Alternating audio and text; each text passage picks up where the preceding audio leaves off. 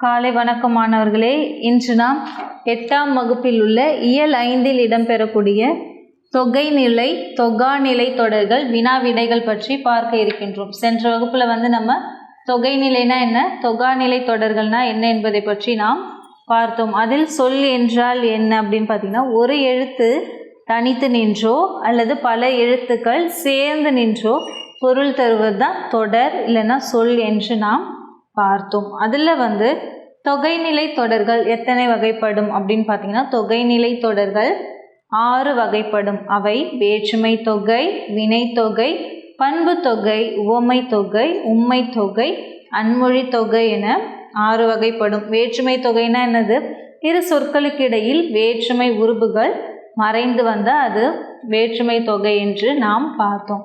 அடுத்தது உருபும் பயனும் உடன் தொக்க தொகை என்றால் என்ன அப்படின்னு பார்த்தீங்கன்னா, ஒரு தொடரில் வேற்றுமை உருவும் அதன் பொருளை விளக்கும் சொல்லும் அதாவது பயனும் மறைந்து வருவது உருபும் பயனும் உடன் தொக்க தொகை. எடுத்துக்காட்டு பணப்பை என்று சொல்லும்போது, பணத்தை என்று சொல்லும்போது அங்கே 2ஆம் வேற்றுமை உருவும் கொண்ட என்ற பயனும் மறைந்து வர்றதுனால இது உருவும் பயனும் உடன் தொக்க தொகை. அடுத்தது வினை தொகை. காலம் காட்டும் இடைநிலைகள் 3: இறந்த காலம், நிகழ்காலம், எதிர்காலம். இப்போ காலம் காட்ட இடைநிலையும் பெயரற்ற விகுதியும் மறைந்து வருவது வினைத்தொகை என்று நாம் பார்த்தோம். அதனுடைய வினா விடைகளை இப்பொழுது நாம் பார்க்க இருக்கின்றோம். அதில் முதலாவதாக நம்ம பார்க்க இருப்பது சரியான விடையை தேர்ந்தெடுத்து எழுதுக. புத்தகம் வைத்துள்ளவர்கள் பக்கம் எண் 114. நீங்கள் புத்தகத்திலே பென்சிலால் குறித்து கொள்ளுங்கள். சரியான விடையை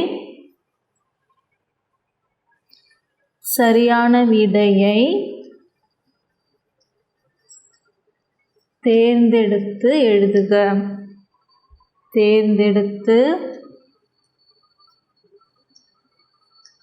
சரியான விடையை தேர்ந்தெடுத்து எழுதுக.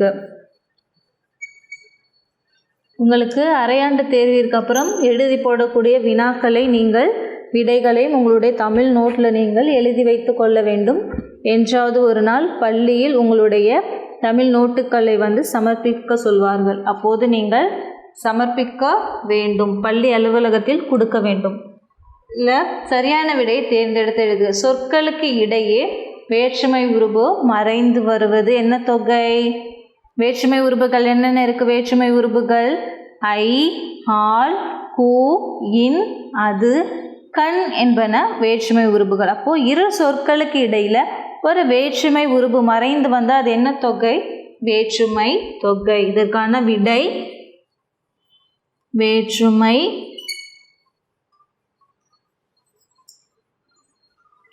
தொகை. வேற்றுமை தொகை. அடுத்தது இரண்டாவது, செம்மரம் என்னும் சொல் டேஷ் தொகை. செம்மரம் இதை நீங்கள் எப்படி பிரித்து எழுதுவீங்க? இப்போ எடுத்துக்காட்டுக்கு செம்மரம் அப்படின்னு கொடுத்துருக்காங்க. இது என்ன தொகை அப்படின்னு கேட்குறாங்க. செம்மரம் என்பதை நம்ம எப்படி பிரித்து எழுதலாம்? பிரித்து எழுதுகலாம் படிச்சிருப்பீங்களே. அப்போ செம்மை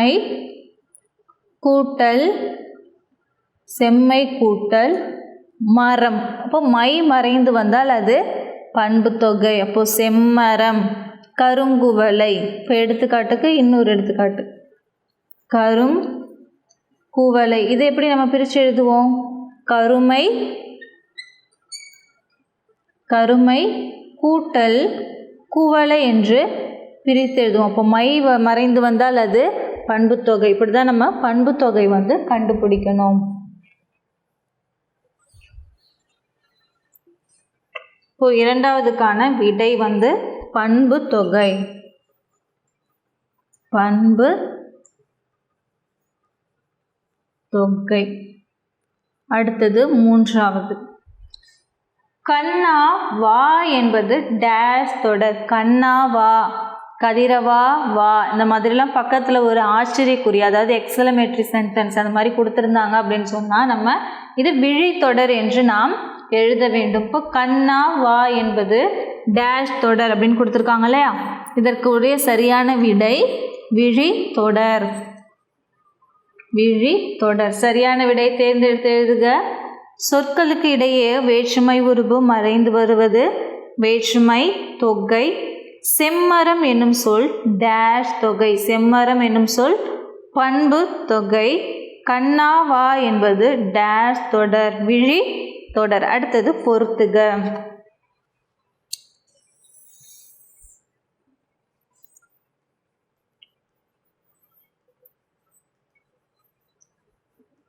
அடுத்தது நம்ம பார்க்க இருக்கிறது பொறுத்துக. பொறுத்துகளை வந்து பெயரெச்ச தொடர். முதலாவது பெயரெச்ச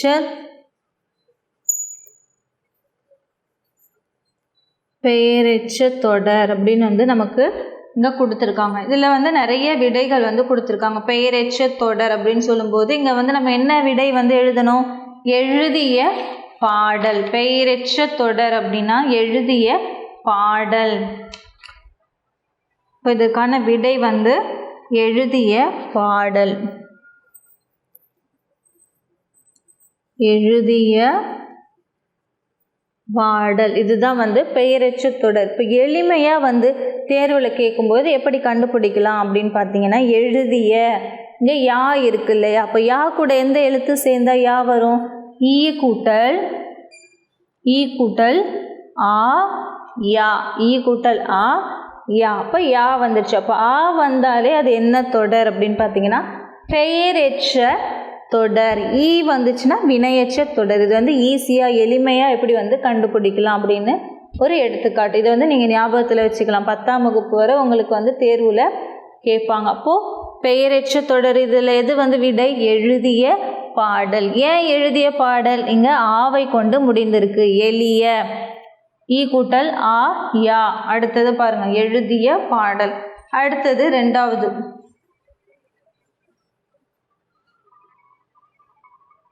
வினையெச்ச தொடர். வினையெச்ச தொடர். வினையெச்ச தொடருங்கும்போது இதனுடைய விடை வந்து எதுவாக இருக்கும்? ஈல முடிஞ்சால் அது வினையெச்ச தொடர் என்று நாம் பார்த்தோம். அப்போ இங்கே ஈல முடிகிற சொல் என்ன அப்படின்றத நீங்கள் பாருங்கள். எழுதிய பாடல். எழுதியன்னு சொல்லும்போது அங்கே ஆல முடிஞ்சிருக்கு. அப்போது பாடி முடித்தான். பாடி ஈல முடிஞ்சிருக்கு. பாடி முடித்தான். அப்போது வினையெச்ச தொடருக்கு எடுத்துக்காட்டு விடை வந்து என்னென்னு எழுதணும்? நம்ம பாடி முடித்தான். இதுதான் வந்து இதற்கான விடை. பாடி. இட்டுக்கூட்டல் ஈ டி. அப்போ இட்டுக்கூட்டல் ஈ ஊலெல்லாம் வந்ததுன்னா அது வினையெச்சம். இப்போ எடுத்துக்காட்டுக்கு ஒரு சொல் இருக்குது, வணங்கி. வணங்கி என்ற சொல் வந்து கொடுத்துருக்காங்க. இப்போ நம்ம சொல்லும்போது வணங்கி அப்படிங்கும்போது இது எதில் முடியுது? ஈல வந்து முடியுது. அப்போ இந்த மாதிரி ஈல முடிஞ்சுது அப்படின்னு சொன்னாலே நீங்கள் வினையெச்ச தொடர் என்று எழுதணும். இப்போது வினையெச்ச தொடர் பாடி முடித்தான். இட்டுக்கூட்டல் ஈ டி. அப்போது இங்கே ஈல வந்திருக்கு. அப்போது இது வினையெச்ச தொடர். இப்படி தான் வந்து பெயரெச்ச தொடர் வினையெச்ச தொடர் வந்து கண்டுபிடிக்கணும். அடுத்தது மூன்றாவது வினைமுற்று தொடர். வினைமுற்று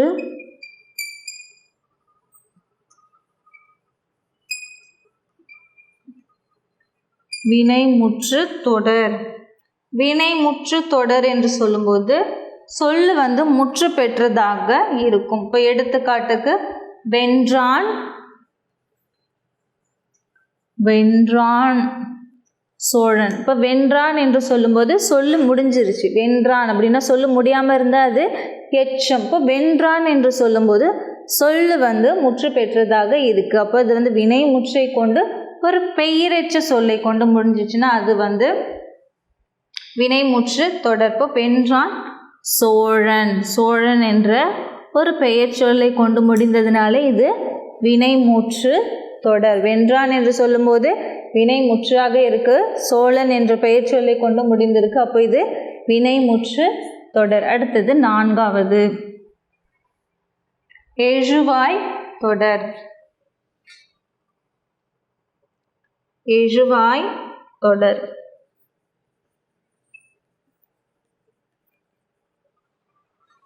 எழுவாய் தொடர். எழுவாய் தொடர் என்று சொல்லும்போது இதற்குரிய விடை என்ன அப்படின்னு பார்த்தீங்கன்னா கார்குழலி படித்தாள். கார்குழலி எழுவாய்னா சப்ஜெக்ட். இப்போ கார்குழலி படித்தாள். பெயர் சொல்லை கொண்டு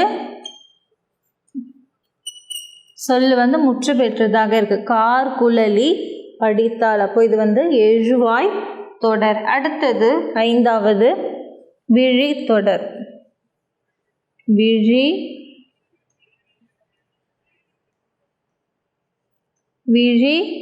தொடர். விழி தொடர் என்று சொல்லும்போது இதற்குரிய விடை புலவரே.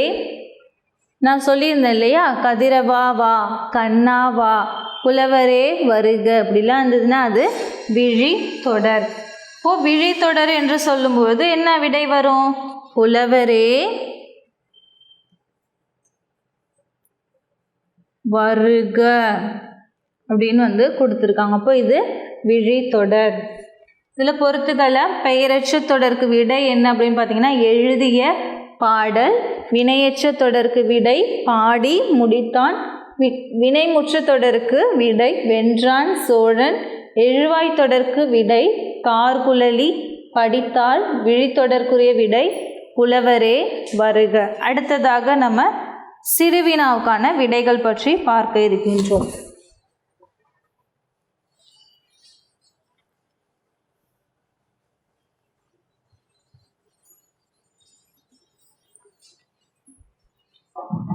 முதல்ல உள்ள சிறுவினா.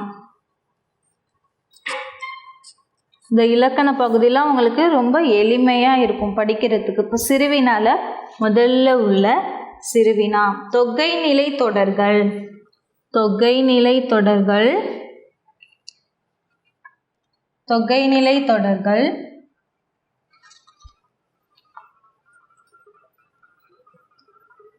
தொகைநிலை தொடர்கள்.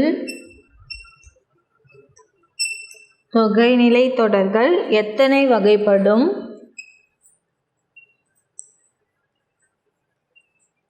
எத்தனை வகைப்படும்? அவை யாவை?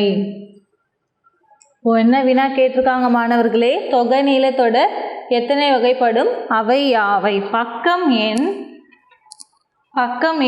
உங்களுக்கு 110 விடையானது கொடுக்கப்பட்டுள்ளது. தொகைநிலை தொடர்கள் எத்தனை வகைப்படும் அப்படின்னா தொகைநிலை தொடர் 6 வகைப்படும். இதற்குரிய விடை புத்தகம் வைத்துள்ளவர்கள் பென்சில் குறித்து கொள்ளுங்கள். வேற்றுமை தொகை,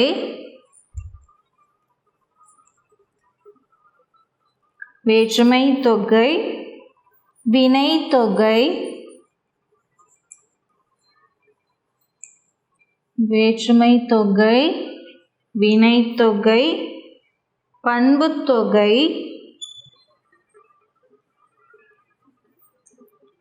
பண்புத்தொகை,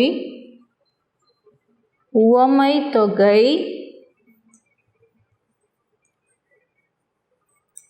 உவமைத்தொகை, உம்மைத்தொகை, உவமைத்தொகை, உம்மைத்தொகை,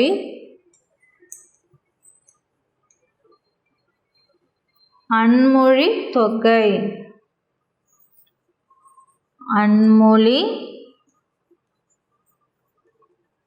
அன்மொழி தொகை. தொகைநிலை தொடர்கள் எத்தனை வகைப்படும்? அவை யாவை அப்படின்னு ஒரு வினா கேட்டிருக்காங்க.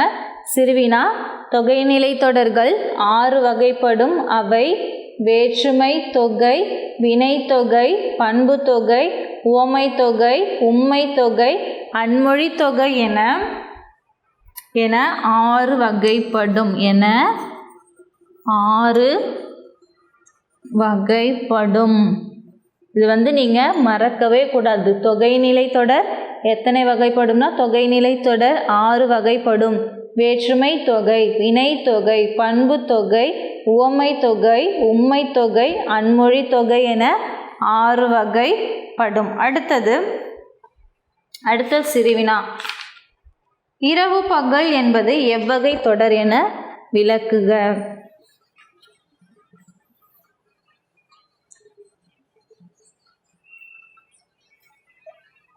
இரண்டாவது சிறுவினா,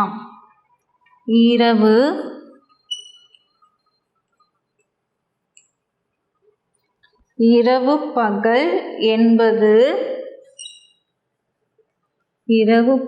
என்பது எவ்வகை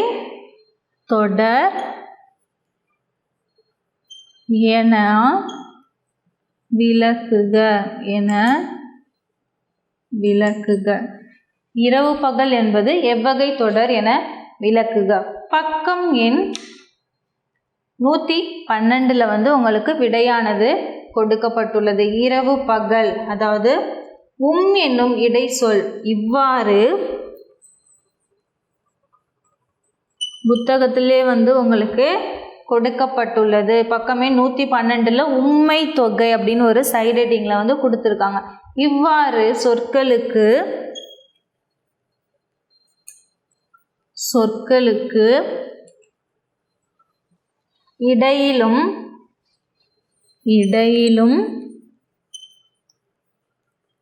இறுதியிலும்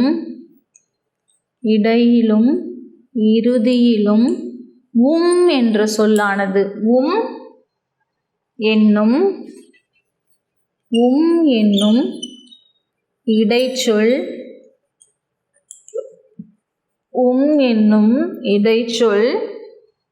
மறைந்து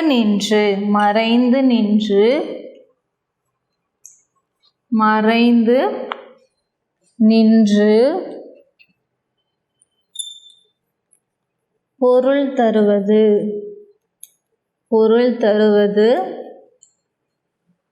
உம்மை தொகை என்பர். பொருள் தருவதை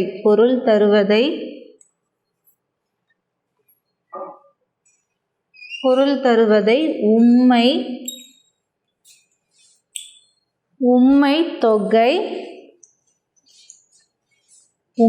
தொகை என்பர். எடுத்துக்காட்டு, இரவு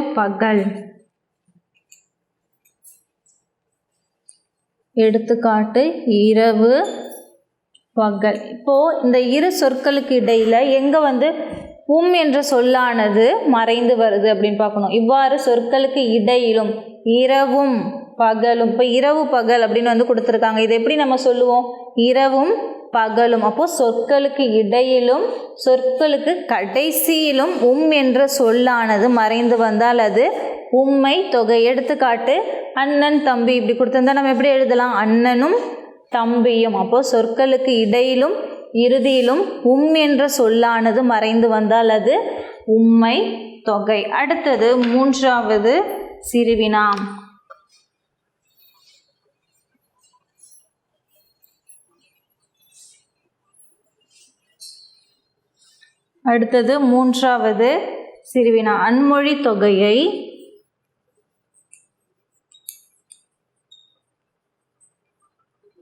அன்மொழி தொகையை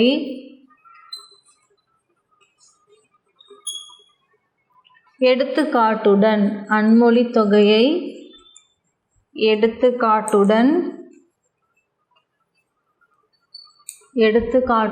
விளக்குக. அன்மொழி தொகையை எடுத்துக்காட்டுடன் விளக்குக. இந்த வினாவுக்கான விடையினை நாம் அடுத்த வகுப்பில் பார்ப்போம். நன்றி.